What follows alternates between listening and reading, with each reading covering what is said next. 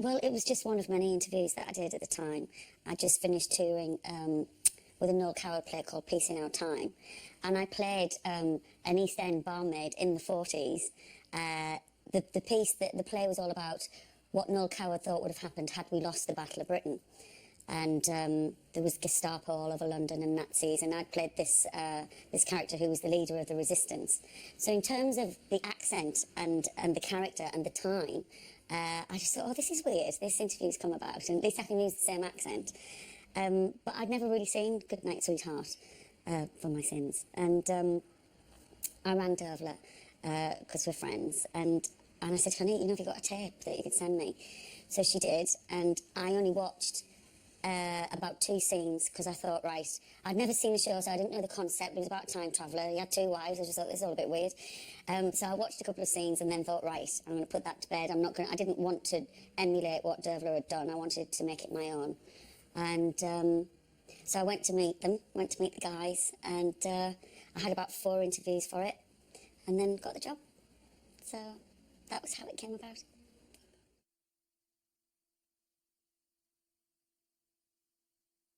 Oh, it was lovely. Yeah, I mean, we were the 2 new girls, and, it's a bit daunting taking over from somebody else, but I wasn't alone, and me and Emma could hold hands and be nervous together. But we were made very welcome by the other members of the company and the producers and the writers, and so it wasn't a problem. It was great joining with her at the same time.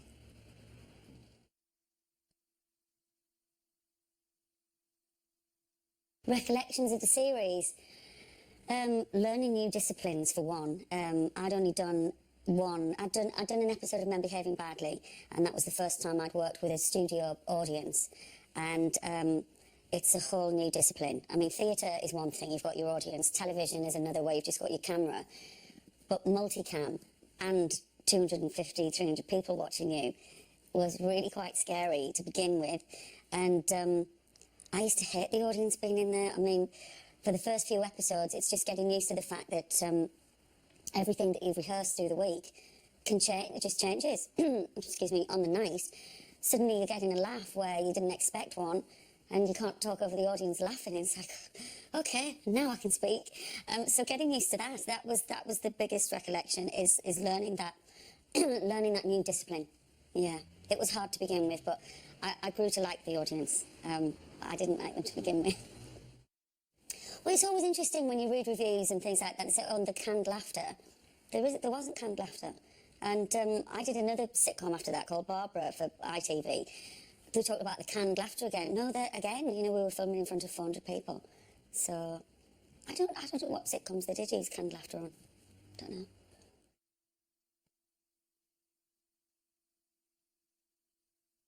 No, I didn't really have time to think about, oh, it's a successful show, it's this, it's that, because I'd never seen it.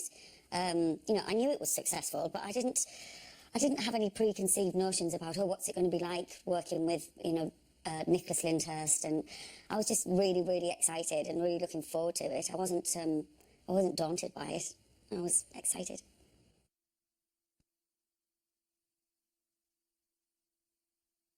He was an absolute dream. He was really welcoming, and I was a little bit intimidated to begin with, but he was so friendly, and he made me feel really welcome, me and Emma.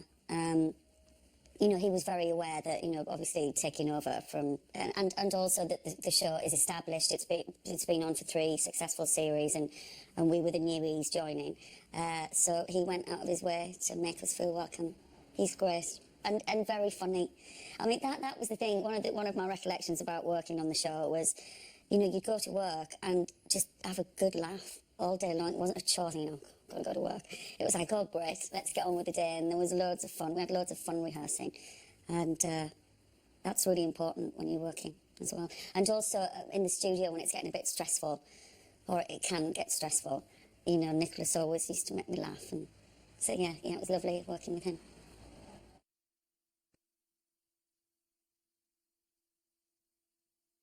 Yes, it's a sitcom about a bigamist. But what was interesting is the idea that, you can be in love with 2 people at the same time. and the way Nicholas played it with such warmth, and it wasn't like it was, oh yeah, you know, I'm going to have my cake and eat it here.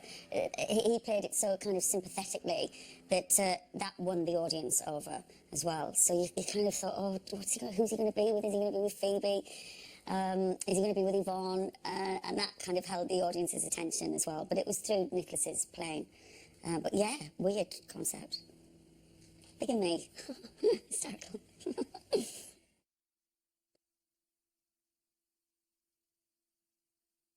Well, going back to the era of the 40s and wartime Britain, it was a dangerous time, but it was a time when people seemed to care more about each other than they seem to now. And it was that nostalgia and marrying the two together of present day and wartime Britain, and somehow marrying the two together. That was, it's interesting. Well, there hadn't been I don't think there has been since a sitcom about time travel. And I think the whole aspect of time travel people find really interesting as well.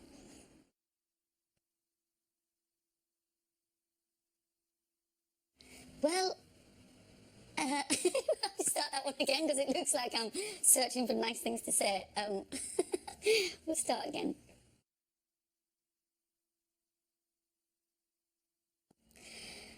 Well, it's a new job, and you know, I'm a jobbing actress. I'm used to moving from one job to the next, and meeting your new family that you're going to be working really closely with, and that's how I'm a team player, and that's how I like to feel when I'm in my new group of actors with a new job, is that this is like a little family. And there wasn't one person that you just thought, oh God, he's going to be a problem, or she's going to be a pain. There wasn't. They might have thought that about me, but I didn't think that about them. And no, they were all a joy to work with. Really lovely people, genuinely lovely people.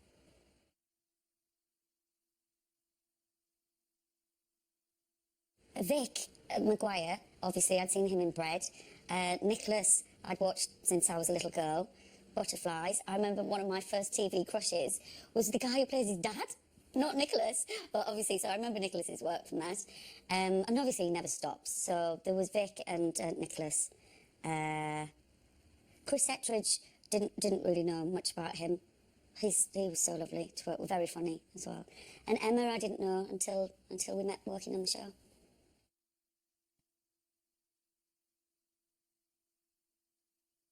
Well, what was interesting was at the end of my second series, there was a song written for Phoebe, and they didn't know whether I could sing or not. I suppose they thought it didn't really matter as long as I could kind of hold a tune or whatever. And I really enjoyed singing this song. And I said to the writers, you know, it would be really lovely if, you know, if Phoebe could do some more singing, if we could kind of find a premise for her to do some more, you know, all those lovely ballads and stuff from the 40s. So when I got the scripts for my third series, Phoebe had become this nightclub singer. Gary buys her this nightclub, and she's the singer. Oh, and I got to wear the best frocks and sing lovely songs nearly every week. And so, yeah, that was great to be able to suggest that. And then instead of going, yes, whatever, they actually took me up on that. So that was great. Blue moon, you saw me standing alone, without a dream in my heart. Take it on until the war's over, you mean? Before we move to California? Well, just think it over. Stay and have another look round. It's Reggie's leaving, do. He's at the church hall. Well, I'll go now. You come along later. Reg won't mind. There'll be plenty of people. Gary? I suppose I could be the singer, couldn't I? You? Well, yeah, I suppose you could. I hadn't really thought of that.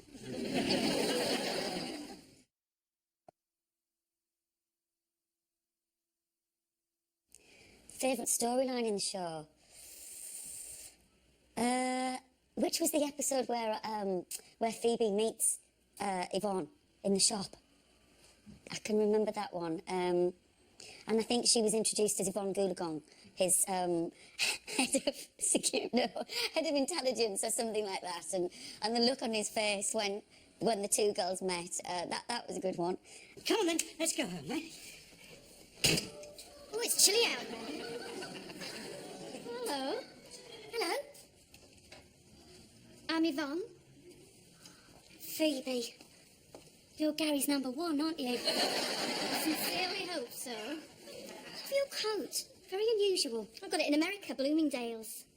Blooming where? It's a shop. Fancy? Not really. Pardon? Sorry. Fascinating as this conversation is, I really think we should be getting on. Okay, Commander. Do you want me to put my blindfold back on?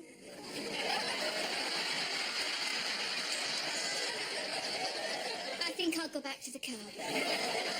Nice meeting you. Likewise. TTFN.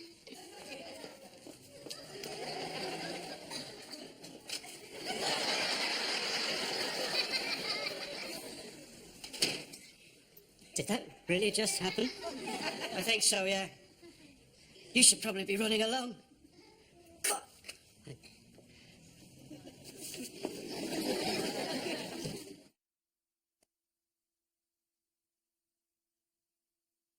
Yeah, I'd lap it up.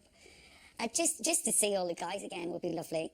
And I think there's certainly room for a nice Christmas special. Yeah, definitely. I would love to.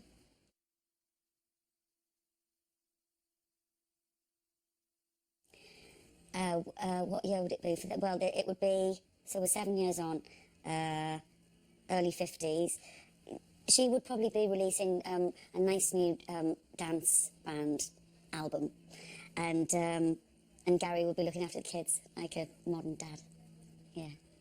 How many kids have you had? Oh, she'd have knocked a few out by then. Probably about 3.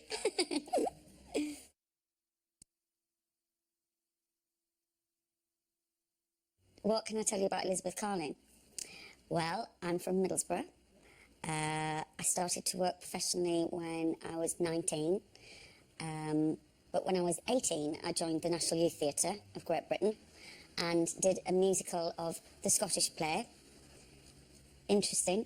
No, it was lovely. It was a great show, actually, and I made lots of new friends. And an agent came to see that show, and it could have been any old Tom, Dick and Harry, but it turned out that she was a really good agent, and she wanted to take me on, and I said, yes, please. And so I had my first professional job when I was 19, and here we are, blah, blah, blah, years later, and still here, so I must be doing something right.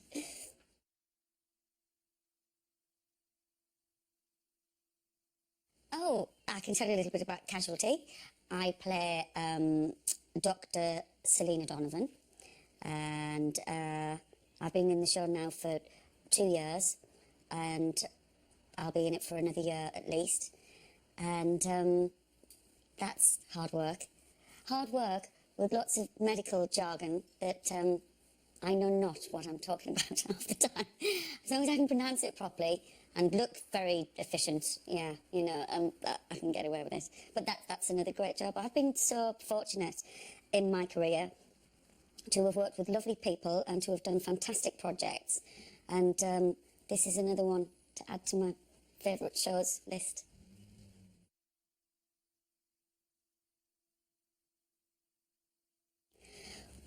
Why did I become an actress? Well, from being little, I wanted to be a singer.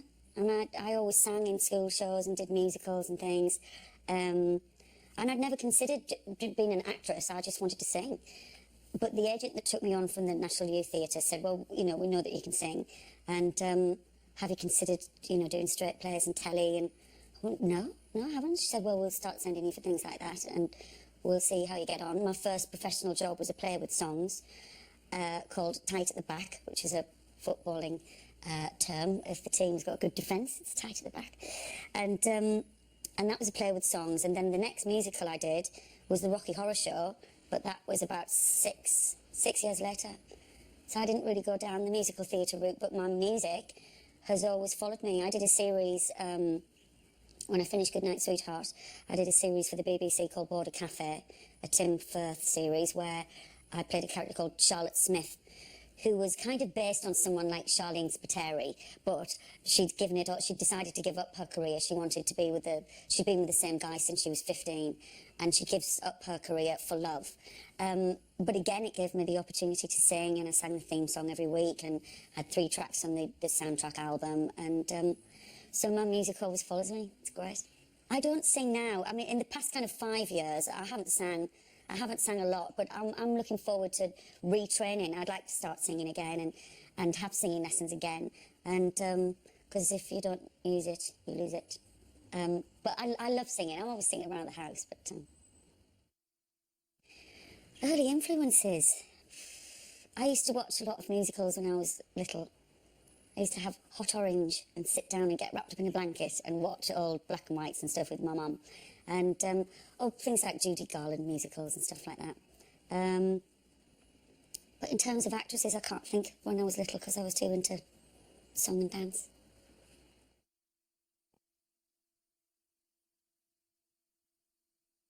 My first TV role was I played a character called Laura Marsh in Boone for ITV with Michael Elphick and David Dacre, and I did that for 3 years, and that was really where I learnt about television. And Michael Elphick, God bless him, was a lovely teacher. He was very quiet, but he was really helpful, and he was a brilliant actor, Michael Elphick, and I just used to watch and learn, you know, really subtle. He was really subtle, and that was my first job when I was a weein.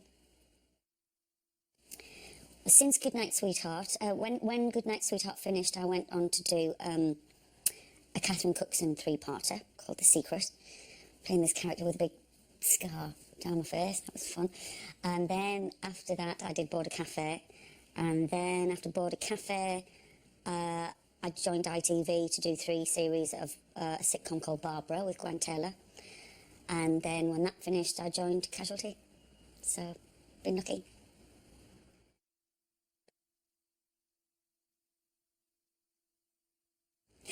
Goodnight, sweetheart. No, well, do you know what? It's one of my favourites. Goodnight, sweetheart is one of my favourites. Definitely. Goodnight, sweetheart. Border Cafe. Casualty. Then you start to think, oh, but what about that? And what about this? And I'm really fortunate. I've really enjoyed myself. Mainly. It's been a couple of occasions when I haven't, but all the nice times kind of far outweigh the nasty times. And I've been really fortunate to work with lovely people on great projects.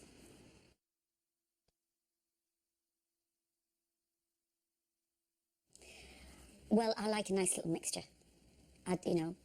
Bit of comedy for one job, bit of drama the next. I don't want to do any one thing. I want to do it all, so.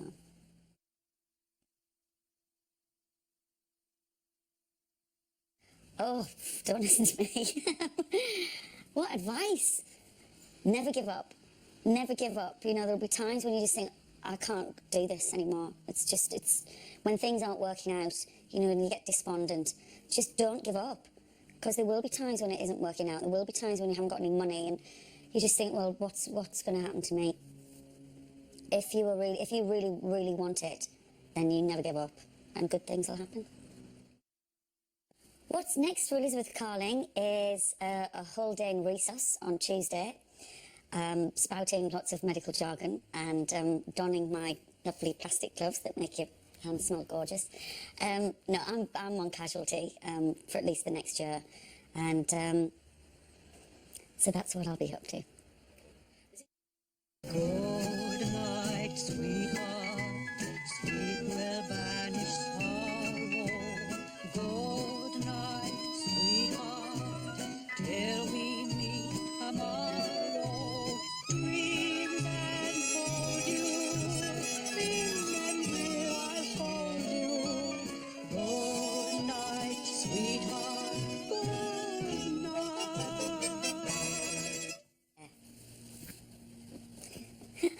I'm just constricted by my little... It's like you got me on a leash. It's like I'm not allowed to move. I have to sit and answer questions all day Sunday now.